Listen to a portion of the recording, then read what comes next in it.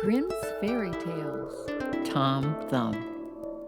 A poor woodsman sat in his cottage one night, smoking his pipe by the fireside, while his wife sat by his side, spinning.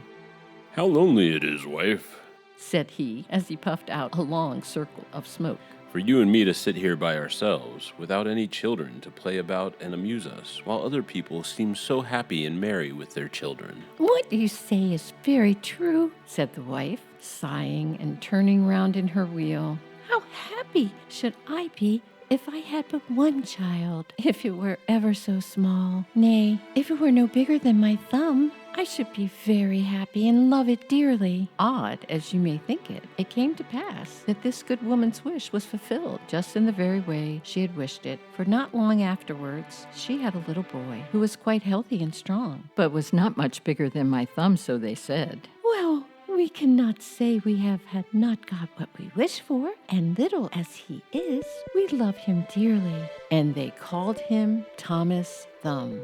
They gave him plenty of food, yet for all they could do, he never grew bigger, but kept just the same size as he had been when he was born. Still, his eyes were sharp and sparkling, and soon showed himself to be a clever little fellow who always knew well what he was about. One day, as the woodsman was getting ready to go into the wood to cut fuel, he said, "I wish I had someone to bring the cart after me, for I want to make haste." "Oh, Father," cried Tom. "I will take care of that. The cart shall be in the wood by the time you want it." Then the woodsman laughed and said, "How can that be? You cannot reach up to the horse's bridle." "Never mind that, Father," said Tom. "If my mother will only harness the horse, I will get into his ear and tell him which way to go." "Well, we will try for once." When the time came, the mother harnessed the horse to the cart and put Tom into his ear, and as he sat there, the little man told the beast how to go, crying out, "Go on and stop," as he wanted, and thus the horse went on just as well as if the woodsman had driven it himself into the wood. It happened that as the horse was going a little too fast and Tom was calling out, "Gently, gently," two strangers came up. "What an odd thing that is," said one. "There is a cart going along, and I hear a carter talking to the horse, but yet I see no one. Let us follow the cart and see where it goes." So they went on into the wood till at last they came to the place where the woodsman was. Then Tom Thumb, seeing his father, cried out, "See, Father, here I am with the cart, all right and safe. Now take me down." So his father took hold of the horse with one hand, and with the other took his son out of the horse's ear and put him down upon a straw, where he sat as merry as you please. The two strangers were all this time looking on and did not know what to say for wonder. At last, one took the other aside and said, "The little urchin will make our fortune. If we can get him and carry him about from town to town as a show, we must buy him." So they went up to the woodsman and asked him what he would take for the little man. "He will be better off with us than with you." "I won't sell him at all," said the father. "My own flesh and blood is dearer to me than all the silver and gold in the world."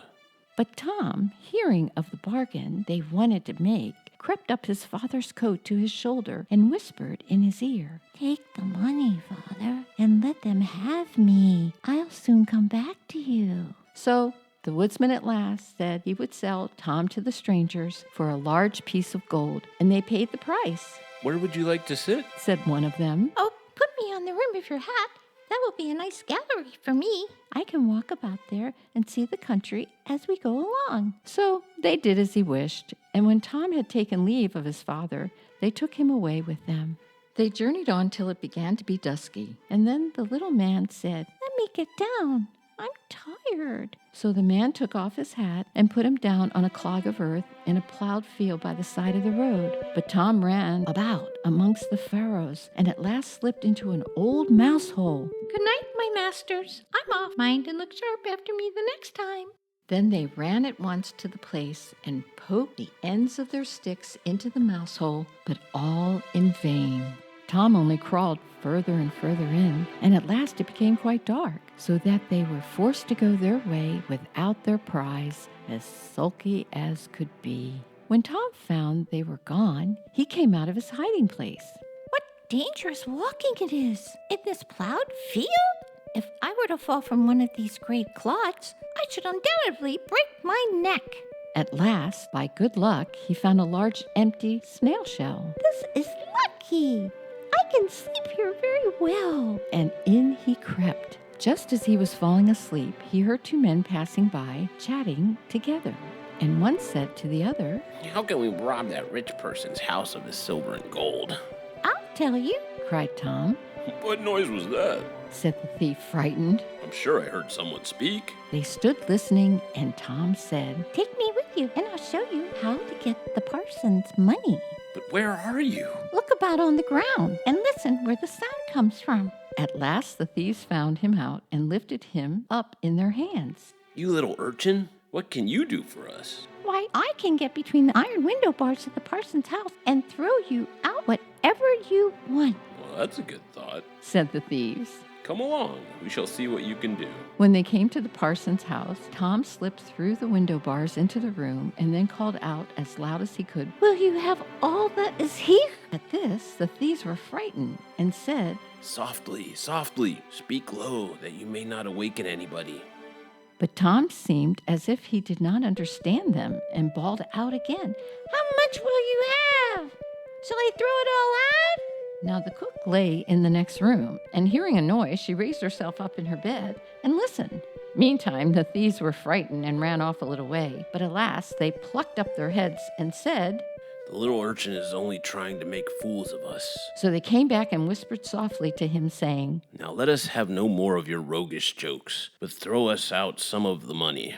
Then Tom called out as loud as he could, Very well. Hold your hands. Here it comes. The cook heard this quite plain, so she sprang out of bed and ran to open the door. The thieves ran off as if a wolf was at their tails, and the maid, having groped about and found nothing, went away for a light. By the time she came back, Tom had slipped off into the barn, and when she had looked about and searched every hole and corner, she found nobody. She went to bed, thinking she must have been dreaming with her eyes open. The little man crawled about in the hayloft and at last found a snug place to finish his night's rest in.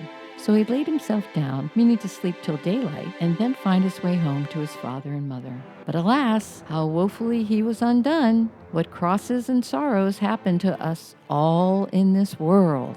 The cook got up early, before daybreak, to feed the cows, and going straight to the hayloft, carried away a large bundle of hay, with the little man in the middle of it, fast asleep. He still, however, slept on, and did not awake till he found himself in the mouth of the cow. For the cook had put the hay into the cow's rick, and the cow had taken Tom up in a mouthful of it. Goodness gracious, Said he. How came I to tumble into the mill? But he soon found out where he really was, and was forced to have all his wits about him, that he might not get between the cow's teeth and so be crushed to death. At last down he went into her stomach. It is rather dark. They forgot to build windows in this room to let the sun in. A candle would be no bad thing. Though he made the best of his bad luck, he did not like his quarters at all. And the worst of it was that more and more hay was always coming down, and the space left for him became smaller and smaller. At last he cried out as loud as he could, Don't bring me any more hay! Don't bring me any more hay! The maid happened to be just then milking the cow, and hearing someone speak, but seeing nobody, and yet being quite sure it was the same voice she had heard in the night, she was so frightened that she fell off her stool and overset the milk pail. As soon as she could pick herself up out of the dirt, she ran off as fast as she could to the master and parson and said, Sir, the cow is talking. But the parson said, Woman, thou art surely mad. However, he went with her into the cowhouse to try and see what was the matter. Scarcely had they set foot on the threshold where Tom called out, Don't bring me any more hay! Then the parson himself was frightened, and thinking the cow was surely bewitched, told his man to kill her on the spot. So the cow was killed and cut up, and the stomach in which Tom lay was thrown out upon a dunghill. Tom soon set himself to work to get out, which was not a very easy task.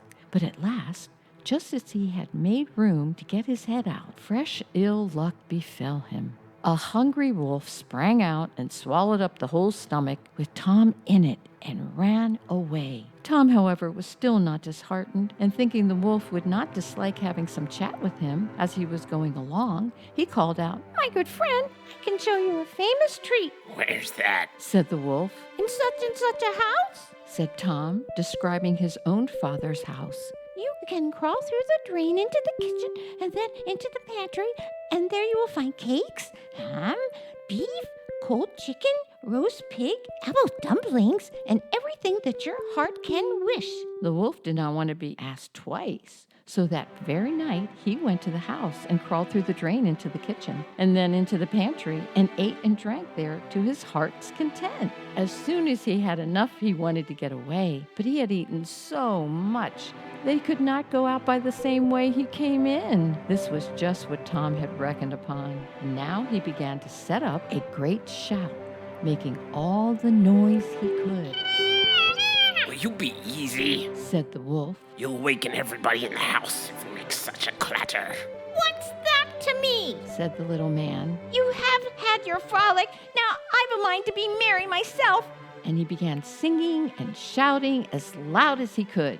The woodman and his wife, being awakened by the noise, peeped through a crack in the door. But when they saw a wolf was there, you may well suppose that they were sadly frightened, and the woodsman ran for his axe and gave his wife a scythe. Do you stay behind? Said the woodsman. And when I have knocked him on the head, you must rip him with the scythe.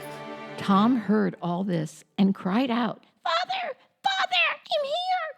The wolf has swallowed me. and his father said, Heaven be praised, we have found our dear child again. and he told his wife not to use the scythe for fear she should hurt him. Then he aimed a great blow and struck the wolf on the head and killed him on the spot. And when he was dead, they cut open his body and set Tommy free. Ah, Said the father. what fears we have had for you. Yes, Father, I have traveled all over the world, I think, in one way or another since we parted. Now I am very glad to be home and get fresh air again. Why, where have you been?